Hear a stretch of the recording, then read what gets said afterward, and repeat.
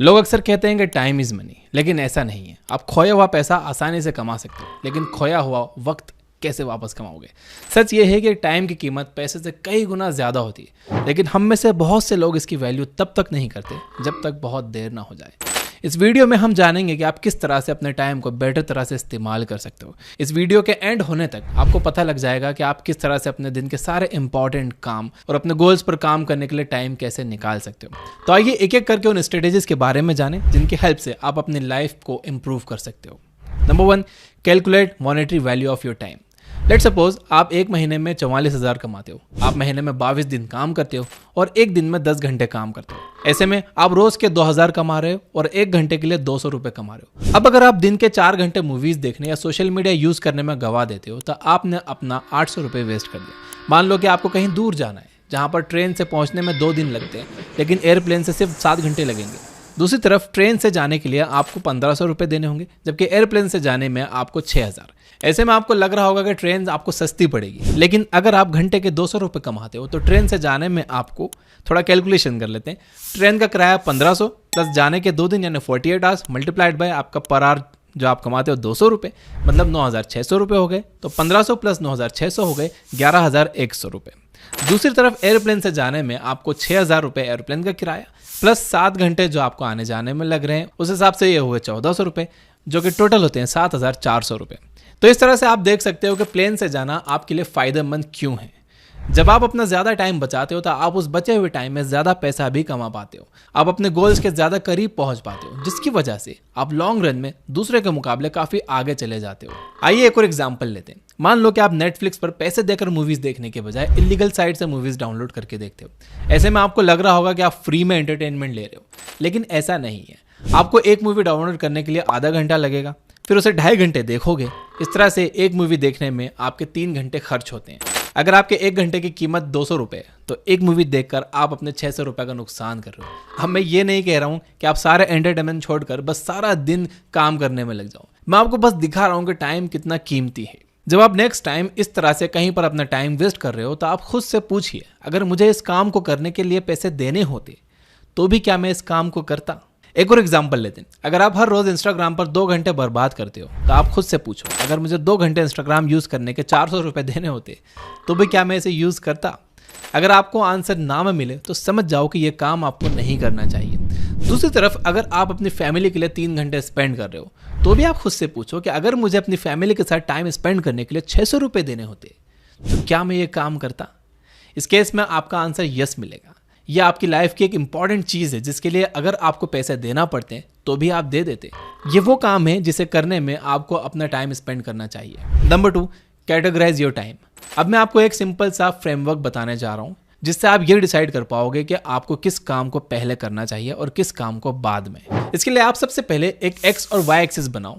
X axis पर urgency और Y axis पर इंपॉर्टेंस लिखो। इस तरह से फर्स्ट क्वाड्रेंट में वो काम आते हैं जो अर्जेंट भी है और इम्पॉर्टेंट भी। ये वो काम है जिनको करने से आपको लॉन्ग रन में फायदा होगा, जिनका पूरा करने की डेडलाइन भी नजदीक आ रही है। इन कामों को आपको सबसे पहले पूरा करना चाहिए। दूसरे क्वाड्रेंट में आते हैं वो काम जो कि इंपॉर्टेंट तो हैं लेकिन अर्जेंट नहीं है। ये वो काम है जिन्हें करने से लॉन्ग रन में आपको फायदा तो होगा, लेकिन इन्हें करने की अभी कोई स्पेसिफिक डेडलाइन नहीं है। एक बार आपके अर्जेंट और इंपॉर्टेंट काम पूरे हो जाएं तो आप सेकंड क्वाड्रेंट के काम को पूरा करने में लग जाओ। इसमें एक्सरसाइज करना, बुक्स पढ़ना और अपनी स्किल्स पर काम करना आ सकता है। तीसरे क्वाड्रेंट में आते हैं वो काम जो ना तो अर्जेंट है और ना ही इंपॉर्टेंट। इसमें मूवीज देखना, गेम्स खेलना, इंस्टाग्राम यूज करना आ सकता है। इस काम को आप तभी कीजिए जब आपके पास कुछ करने के लिए ना हो। लास्टली फोर्थ क्वाड्रेंट में आते हैं वो काम जो कि अर्जेंट है लेकिन इंपॉर्टेंट नहीं है। ये वो काम है जिन्हें पूरा करने की डेडलाइन नजदीक आ रही है, लेकिन इन्हें पूरा करने से आपको लॉन्ग रन में कोई फायदा नहीं होगा। इन कामों को आप डेलीगेट कर सकते हो, यानी किसी और से करवा सकते हो। Number 3, how to delegate effectively.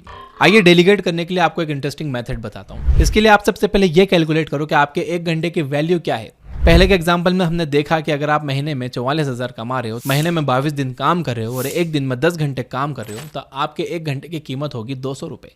Let's suppose आप ये डिसाइड नहीं कर पा रहे हो कि आपको खाना बनाना चाहिए या फिर बाहर से कुछ हेल्दी मंगा कर खा लेना चाहिए।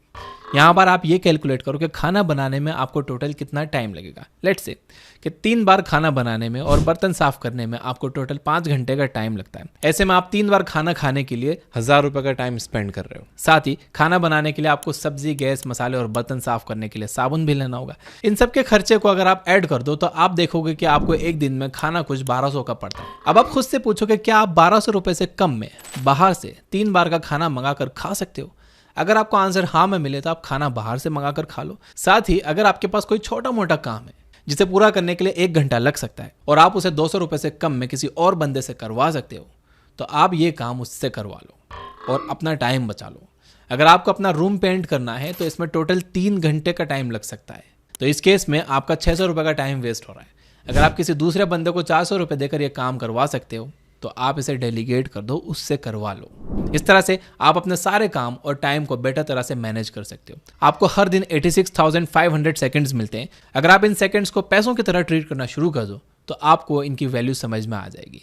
अगर आपका एक दोस्त आपको कॉल कर दे और आपको वहां अपना 1 घंटा देना हो तो आप खुद से पूछो, अगर मुझे इस दोस्त से बात करने के लिए 200 रुपये देने होते तो भी क्या मैं इस कॉल को उठाता? अगर आपको इसका आंसर ना में मिले तो आप समझ जाओ कि ये उतना इंपॉर्टेंट काम नहीं है। सिर्फ उन्हीं कामों को कीजिए जिन्हें करने के टाइम आप उनमें लगाए गए सेकंड्स जितने पैसे कमाने के लिए रेडी हो। आप मुझे कमेंट करके बताइए कि वो कौन सा काम है जिस पर आप आज से अपना मैक्सिमम टाइम दोगे। अगर ये वीडियो आपको हेल्पफुल लगी हो, थोड़ी सी भी इससे हेल्प हुई हो तो कमेंट में यस जरूर लिखना। इससे मुझे मोटिवेशन मिलता है कि मेरी वीडियोस आपकी हेल्प कर रही हैं। और इसे लाइक जरूर करना ताकि मुझे पता चल जाए कि यहाँ तक कितने लोगों ने देखा है।